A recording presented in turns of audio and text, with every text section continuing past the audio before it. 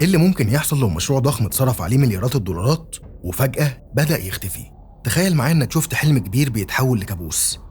في مدينة زي دبي اللي دايما بتبهرنا بالمشاريع العملاقة، في مشروع طموح كان المفروض يبقى علامة فارقة في تاريخها، لكن للأسف المشروع دلوقتي بقى مهجور وكمان بيغرق.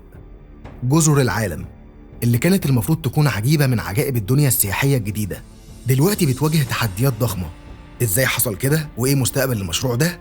خليك معانا علشان نكتشف مع بعض القصة الكاملة لجزر العالم. بس للأسف 3% من مشاهدينا مشتركين في قناتنا دلوقتي، فلو بتستمتعوا بفيديوهاتنا تأكدوا إنكم تدوسوا على زر اللايك والاشتراك علشان يوصل لكم كل جديد.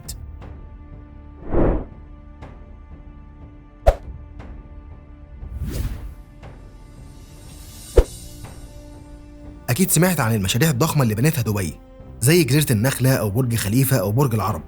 المشاريع دي مش بس غيرت شكل المدينة، لكنها حطت دبي في قلب خريطة السياحة العالمية. ومع الطموح الكبير اللي دبي دايما بتتميز بيه، طلع مشروع جزر العالم، وده كان في سنة 2003، واللي كان المفروض يكون إنجاز غير مسبوق في عالم السياحة والعقارات. الجزر دي كانت هتبقى على شكل خريطة العالم، يعني كل جزيرة كانت بتمثل دولة معينة. التخيل كان إنك ممكن تشتري جزيرة وتعمل عليها منتجع أو فندق أو حتى بيت خاص. التخيل كان رائع، ودبي شافت المستثمرين بيتنافسوا على شراء الجزر، ومعظمها اتباع بسرعة كبيرة. لكن للأسف المشاكل بدأت تظهر. أول مشكلة كانت عملية البناء نفسها. نقل ملايين الأطنان من الرمل والصخور من البحر علشان يبنوا الجزر كان تحدي كبير جدا. في البداية كان الهدف إنهم يبنوا جزر صلبة مستقرة، لكن الباحثين في علوم البحار لاحظوا إن الجزر بدأت تغرق ببطء. الرمال اللي تم نقلها كانت بتغرق تدريجيا في البحر. رغم إن شركة نخيل المسؤولة عن المشروع نفت الموضوع ده، أبحاث ناسا وأجهزة الاستشعار أكدت إن الأرض تحت الجزر بدأت تتآكل بمعدل 5 ملم في السنة. المعدل ده ممكن يبان إنه مش كبير، لكن على مدى السنين بيشكل خطر حقيقي على استقرار الجزر، وبالتالي بدأ الناس يشكوا في نجاح المشروع على المدى الطويل.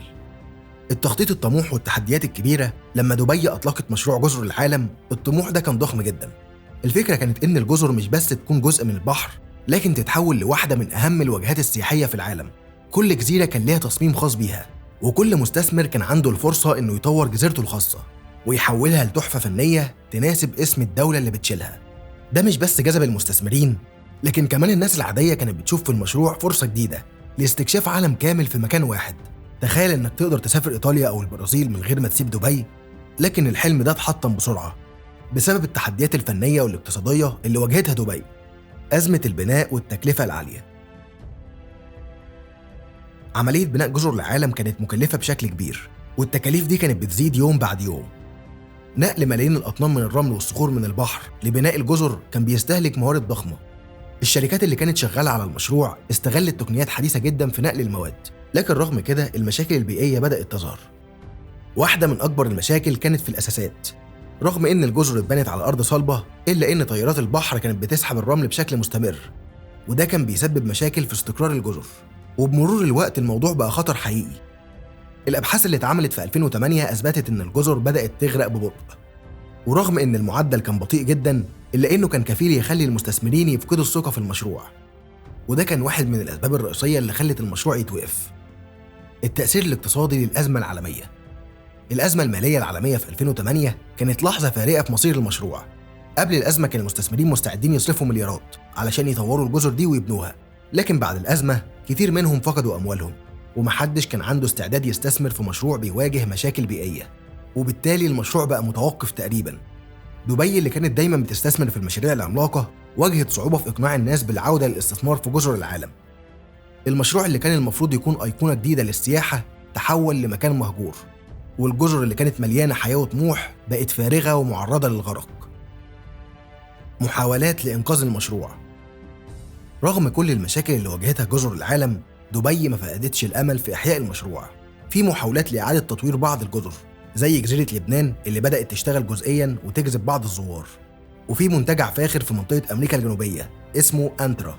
لكن الحقيقة إن المشروع كله لسه بعيد عن الإحياء الكامل. واحدة من الأفكار اللي بتدرس حالياً هي بناء جسر يربط الجزر ببعضها وبين دبي نفسها. ده ممكن يكون الحل اللي يخلي المستثمرين يرجعوا ويبدأوا في تطوير الجزر، لكن الخطة دي لسه في مرحلة الدراسة، وممكن تاخد سنين طويلة قبل ما نشوف نتائج حقيقية. في الوقت ده الحكومة الإماراتية بتحاول تدعم المشروع وتقدم حوافز للمستثمرين اللي عندهم استعداد يرجعوا للجزر. في بعض الشركات اللي أبدت اهتمام، لكن التحدي الأكبر هو التكلفة العالية والمشاكل البيئية اللي لسه موجودة. التغير المناخي وتأثيره على جزر العالم. مع استمرار التغيرات المناخية في العالم، جزر العالم بتواجه تهديد أكبر. ارتفاع منسوب سطح البحر ممكن يسبب غرق أكبر للجزر في المستقبل. المشكلة دي مش بس في جزر العالم، لكنها مشكلة بتواجه كتير من المشاريع الساحلية في العالم. وبالتالي دبي بتحتاج لاستثمارات ضخمة في تحسين البنية التحتية البحرية وتأمين الجزر ضد التآكل المستمر. الحكومة الإماراتية حالياً بتدرس تقنيات حديثة للحفاظ على الجزر وتقليل التأثيرات المناخية. التكنولوجيا الحديثة زي بناء حواجز بحرية وتثبيت الجزر ممكن تكون جزء من الحل، لكن التكلفة العالية للحلول دي ممكن تكون عائق قدام التطوير السريع للمشروع. استثمارات مستقبلية محتملة في جزر العالم. رغم التحديات الاقتصادية والبيئية، ما زالت جزر العالم تجذب اهتمام بعض المستثمرين الطموحين. ممكن نشوف في المستقبل استثمارات ضخمة في مجال السياحة المستدامة والمنتجعات الفاخرة اللي بتعتمد على الطاقة المتجددة. في الوقت الحالي السياحة المستدامة بقت واحدة من أكبر الاتجاهات العالمية، ودبي بتحاول تكون جزء من الحركة دي. فكرة إنشاء منتجعات تعتمد على الطاقة الشمسية وأنظمة بيئية متطورة ممكن تكون مفتاح لإعادة الحياة لجزر العالم. ده مش بس هيخلي المشروع يتماشى مع التغيرات البيئية، لكن كمان هيجذب طبقة جديدة من السياح اللي بيدوروا على تجارب سياحية مستدامة. مستقبل السياحة في دبي وتأثير جزر العالم. السياحة في دبي دايما كانت من أهم القطاعات الاقتصادية. المشاريع العملاقة زي برج خليفة وجزر النخلة خدمت في رفع مكانة المدينة كوجهة عالمية. لكن جزر العالم كانت المفروض تكون الخطوة الثانية، مشروع يخلي الزوار يقدروا يعيشوا تجربة استثنائية في كل جزيرة. لو تم إحياء المشروع بشكل صحيح ممكن يتحول لجوهرة جديدة في تاج السياحة في دبي، لكن الموضوع كله متوقف على قدرة المدينة في التعامل مع التحديات البيئية والاقتصادية وتقديم حلول مبتكرة تتماشى مع المستقبل. مستقبل جزر العالم. رغم كل التحديات دي، جزر العالم لسه عندها فرصة إنها تكون واحدة من أكبر المشاريع السياحية في العالم. الطلب على الوجهات الفريدة موجود، ودبي عندها القدرة على جذب السياح من كل مكان، لكن لازم يكون في حلول حقيقية للتحديات اللي بتواجه المشروع. في أمل إن التطورات التكنولوجية والاستثمارات الحكومية والخاصة تقدر تنقذ المشروع وتعيده تاني للحياة، لكن السؤال الكبير هو: هل دبي هتقدر تجمع الموارد الكافية وتخلي المشروع ده واحد من أهم المشاريع السياحية في المستقبل؟ في النهاية مشروع جزر العالم هو واحد من أكبر المشاريع الطموحة اللي شهدتها دبي، لكن التحديات البيئية والاقتصادية اللي واجهتها خلته يتوقف لفترة طويلة.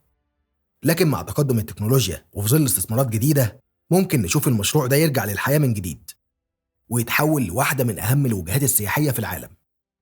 لو عجبك الفيديو ما تنساش تعمل لايك وتشترك في القناة وتفعل جرس الإشعارات علشان توصلك كل الفيديوهات الجديدة. وكمان قول لنا في الكومنتات، هل تتوقع إن جزر العالم هترجع وتبقى وجهة سياحية عالمية ولا هيبقى مشروع فاشل للأبد؟ شاركونا أفكاركم وآرائكم. سلام.